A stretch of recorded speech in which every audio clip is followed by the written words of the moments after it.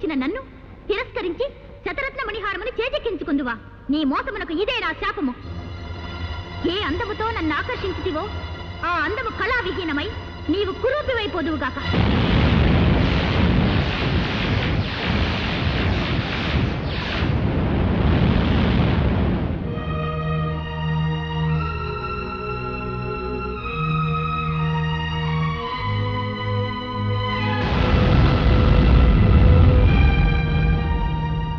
ఏ సందర్భములోనైనను నీవెవరివో చెప్పి నీ నిజస్వరూపము వివరించినా ఆ హారము నేలబడినా హారము యొక్క శక్తి నశించి నిర్జీవమైపోవుగాక.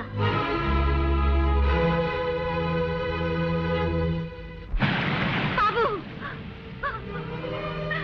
బాబు, నీకేం జరిగింది? నీకేం జరిగింది?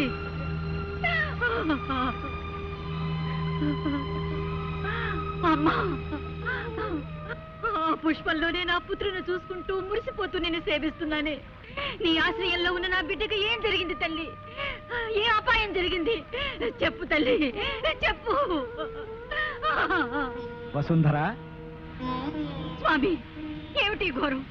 పువ్వు వికసించి ఉన్నంతకాలం నా బాబు క్షేమంగా ఉంటాడని వరమిచ్చారే. ఇప్పుడు వాడికి ఏం ప్రమాదం జరిగింది? ఏమైనాడు? చెప్పండి స్వామి, చెప్పండి. ఆందోళన పడకు వసుంధర. పుష్పం రంగు మారిందే కాని వికాసం తగ్గి వాడిపోలేదు. నీ కుమారుడికి ఏదో చిన్న గండం కలిగి ఉంటుంది అంతే. అతనికి ప్రాణాపాయం మాత్రం లేదు. ధైర్యంగా ఉండు తల్లి. అర్ధరాత్రి గడియల దగ్గర పడుతున్నాయి. ఎన్ని ప్రకటనలు ఇచ్చినా ఏ ఒక్కడూ నా కుమార్తెను కాపాడడానికి రాలేదు. ఈ క్షుద్రశక్తుల నుంచి కాపాడే వీరుడు ఈ దేశంలో ఎవ్వరూ లేరా?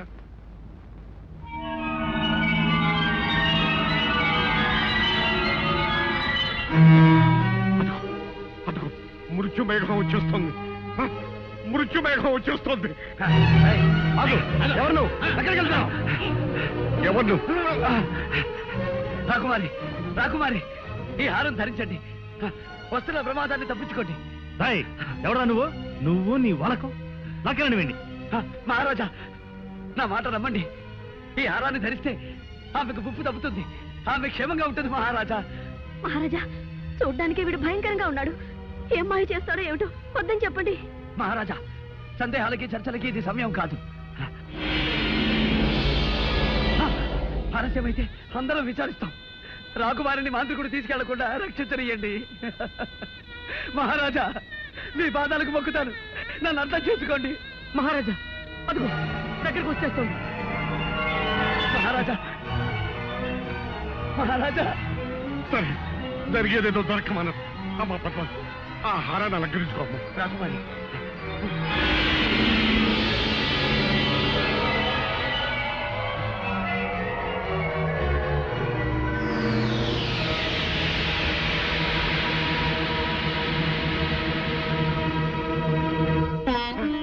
పోయింది.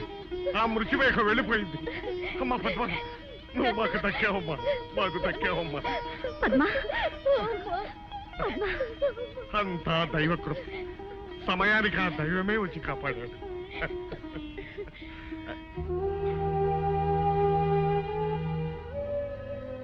స్వామి, ఆపదలో ఉన్న మమ్మల్ని కాపాడాడు. మీరు మా పాలిట దైవం. తమరు ఎవరు? ఎక్కడి నుంచి విజయం చేశారు? నేనెవరైతే ఏమిలేండి, నా కర్తవ్యం నెరవేర్చగలిగాను. మా బంధువులు, పరివారం, వీరులు ఎవ్వరూ చేయలేకపోయిన పనిని మీరు సాధించి మహావీరులు అనిపించుకున్నారు. ఎన్ని జన్మలెత్తి సేవ చేసిన ఈ రుణం తీరదు. విధి నిర్వహణ కృతజ్ఞతను ఆశించదు మహారాజా. రాకుమారి, సర్వకాల సర్వావస్థల్లోనూ ఆ హారం మీ మెడలోనే ఉండాలి. ఎట్టి పరిస్థితుల్లోనూ దయచేసి తీయకండి మహారాజా. ఇక సెలవు.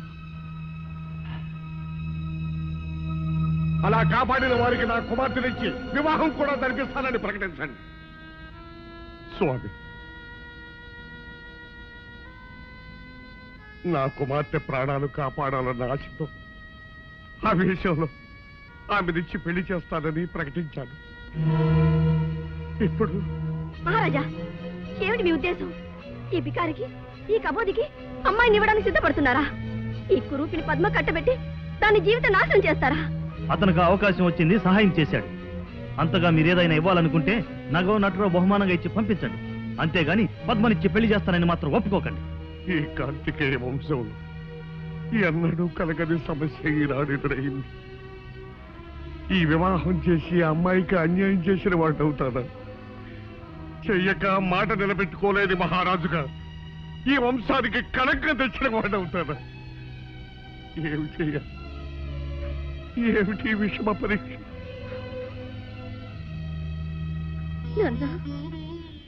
అమ్మా అమ్మా అమ్మా, మీరేం బాధపడకండి.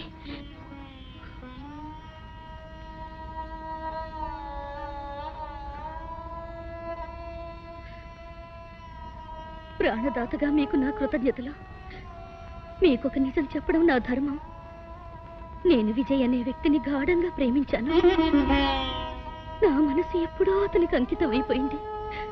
అయినా సత్యవాక్ పరిపాలనలో ఘనకీర్తి గల వంశానికి చెందిన మా తండ్రి గారు మాటిచ్చారు.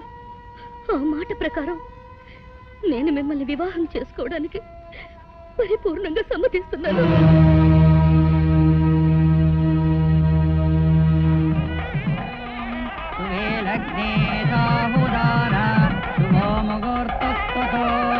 లక్ష్మీనారాయణాయ నమాంత్రదస్తీ. ఓం సర్వమంగళ మాంగళ్యే శివే సర్వార్థసాధకే శరణ్యే త్ర్యంబకే దేవి నారాయణి నమోస్తుతే.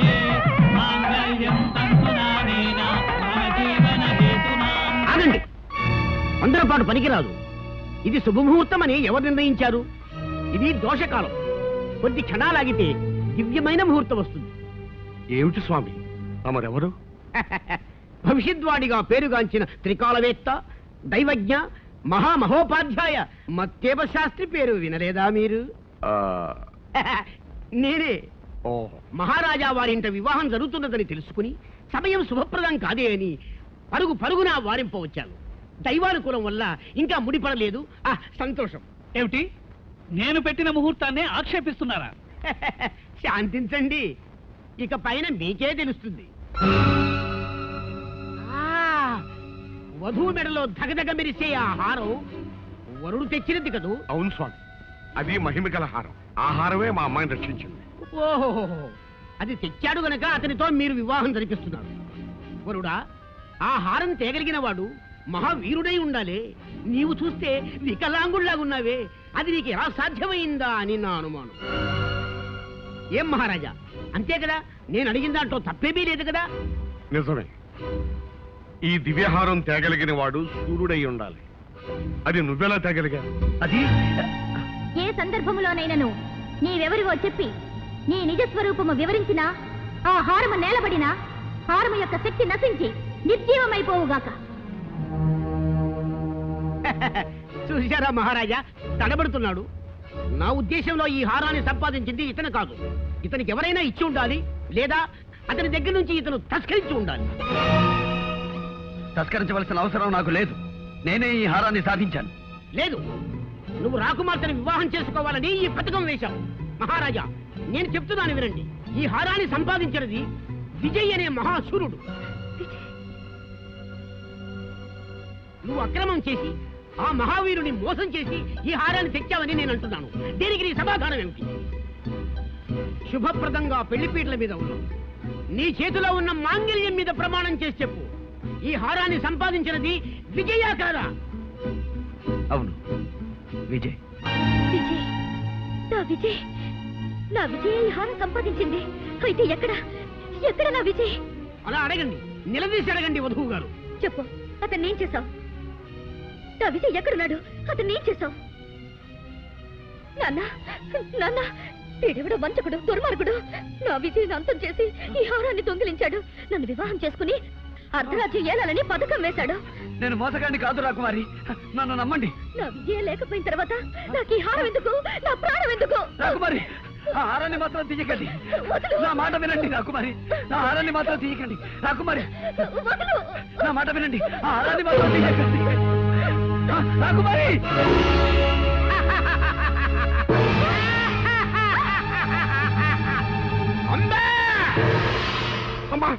పద్మ హే నేత, ఆనతి ప్రకారము వధువు బలి వధువు.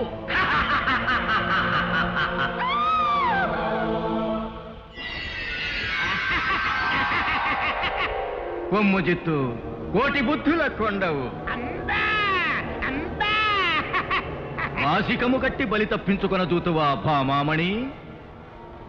పౌర్ణమి వచ్చు వరకు ఈ పట్టినిక్కడే పట్టి ఉంచవలే, భద్రతాకారములో బంధించవలే, కంటికిడప్పవలే, కాపాడవలే. మాపో విజయ్, నన్ను క్షమించు. నిన్ను అపార్థం చేసుకుని హింసించాం, దండించాం.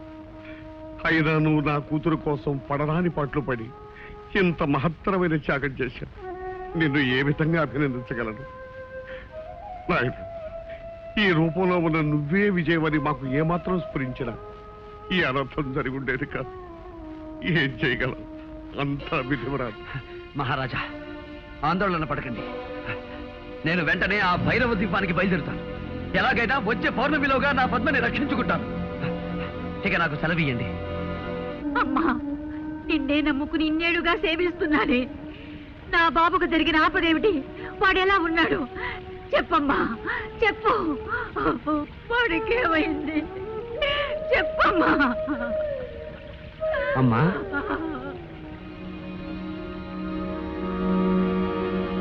ఎవరు బాబు? నేనమ్మా, విజయ్ని. ఒకనాడు దెబ్బలతో మీ దగ్గరకు రాగా నాకు ఉపశమనం కలిగించారు. క్షుద్రశక్తి నుంచి తప్పించుకోవడానికి రక్షా కట్టి పంపించారు. ఆ రక్షాబలం ఉన్నంత వరకు నాకంతా జయమే జరిగిందమ్మా. ఇప్పుడు నేను భైరవ ద్వీపానికి బయలుదేరుతున్నానమ్మా. మళ్ళీ తమ ఆశీస్సు పొందాలని వచ్చానమ్మా.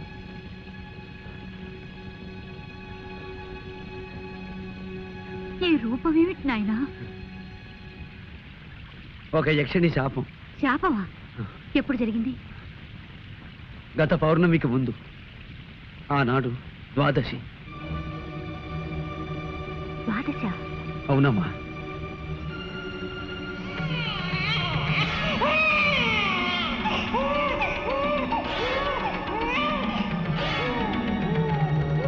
బాబు, నీవెవరి బిడ్డవి?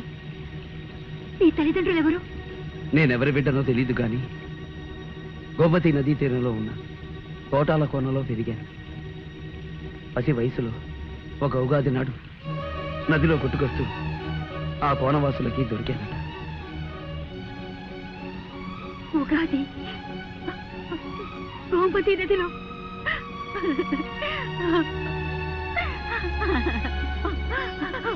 బాబు, నువ్వెవరు కాదు, నా బిడ్డవి. నిన్ను పోగొట్టుకున్న దౌర్భాగ్యరాలి నేనే. అమ్మా! అవును బాబు, నేనే నిన్ను కన్న తల్లిని. అమ్మా! బాబు! అమ్మా!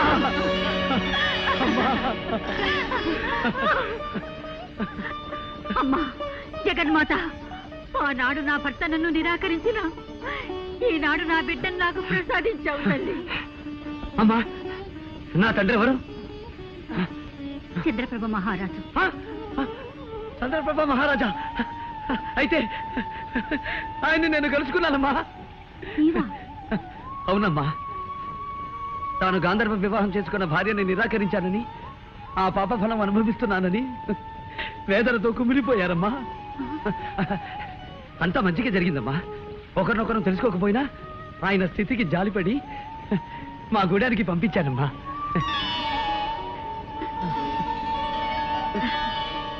భేష్ విజయ్ కుమార, నీవు సాధారణ మానవుడవు కావు, కారణ జన్ముడవు.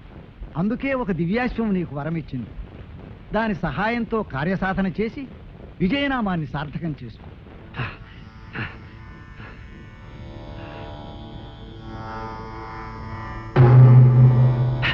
అయ్య రాజా, నమో నమః. ఈనాటి అర్ధరాత్రిలోగా నేను భైరవ దీపం చేరుకోవాలి. నీవు ఇచ్చిన మాట ప్రకారం నన్ను అక్కడికి చేర్చవలసిందిగా అర్థిస్తున్నాను. సంగీత కళాకోవిద, క్షమింపుము. నీవు ఇప్పుడు శాపగ్రస్తుడవు. శాపగ్రస్తులు దివ్యాశ్వమును అధిరోహించుట నిషిద్ధము. కానీ ఒక ఉపాయమున్నది. త్యాగశీలు ఎవరైనను నీ శాపరూపమును పరిగ్రహించిన నీ రూపము నీకు సిద్ధించదు. క్షమించు హైరాజా. ఈ కురూపాన్ని ఎవరికో కట్టబెట్టి వారిని అవస్థల పాలు చెయ్యలేను. దీక్షా బలంతోనే బయలుదేరతాను.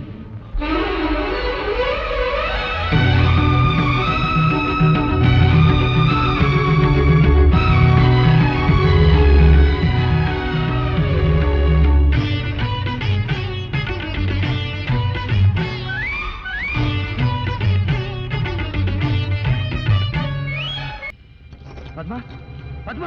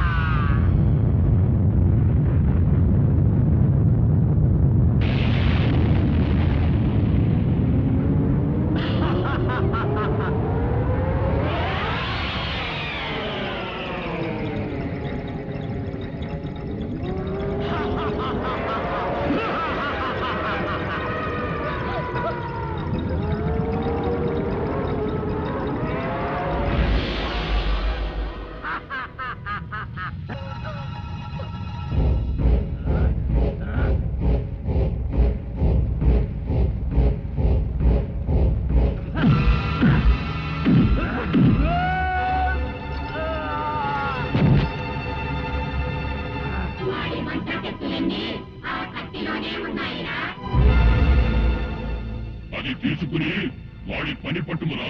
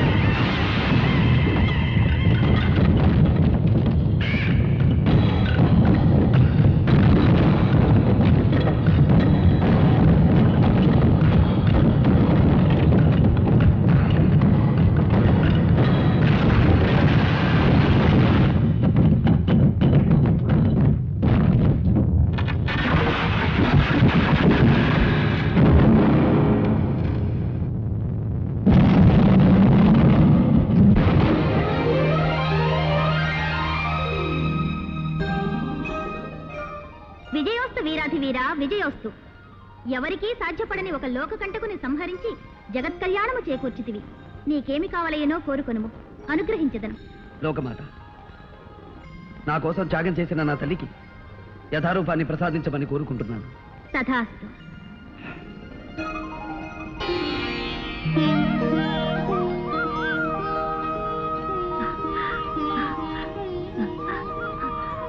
అమ్మా. భేష్ విజయ్ కుమార, భేష్. నీ జన్మ చరితార్థం. నాయనా విజయ, నిన్ను కన్న ఈ పుణ్యవతికి నేను అన్యాయం చేశాను. దాని ఫలితం ఉద్ధరిస్తారనుకున్న కొడుకులిద్దరూ నన్ను నిర్దాక్షిణ్యంగా బహిష్కరించారు. నిరాదరించి తిరస్కరించిన నీవే నన్ను రక్షించావు. నా కళ్ళు తెరిపించావు, అందరినీ కలిపావు. అంతేకాదు నాయన, ధీరుడవై దుష్ట శక్తిని అంతం చేసి నా కుమార్తె ప్రాణం కాపాడాడు. మహారాజా, ఇదంతా నా ఘనత కాదు. నేను నిమిత్త మాత్రుణ్ణి. ముక్కోటి దేవతల ఆశీస్సులు, నా కన్న తల్లి దీవెన, పెంచి పెద్ద చేసిన ఈ తల్లిదండ్రుల ప్రేమాభిమానాలు, మా కోన ప్రజల సహాయ సహకారాలు నాకు లభించి ఉండకపోతే ఏది సాధ్యమయ్యేది కాదు. ఆహా, నీ వినయ విధేయతలు కడు శ్లాఘనీయం. సామాన్య ప్రజల కష్ట సుఖాలను విచారిస్తూ పరిపాలించే నీలాంటి ఆదర్శమూర్తి ఉన్నంతకాలం దేశం సుభిక్షంగా ఆనందభరితంగా ఉంటుంది. ఇటియా ఇటియా ఇటియా నన్ను వదిలేసి వచ్చేసినావేంటో. అయ్యా, అందరిక్కడే ఉన్నారా? అమ్మా, గోడ దూకొచ్చేసా. చంద్రప్రభ మహారాజా, నా కుమార్తె పద్మావతీ దేవిని మీ కుమారుడు విజయ్ చంద్ర ప్రతాపునకిచ్చి త్వరలో వివాహం జరిపించమని కోరుతున్నాను. అమ్మా, నాకు పెద్ద బాధ తప్పిందో. ఏమిటది? ఇక మీద మనం కోట గోడ దూకి రానక్కర్లేదు, ఖర్చాగా రావచ్చా. ఇదెట్టా, ఇదెట్టా.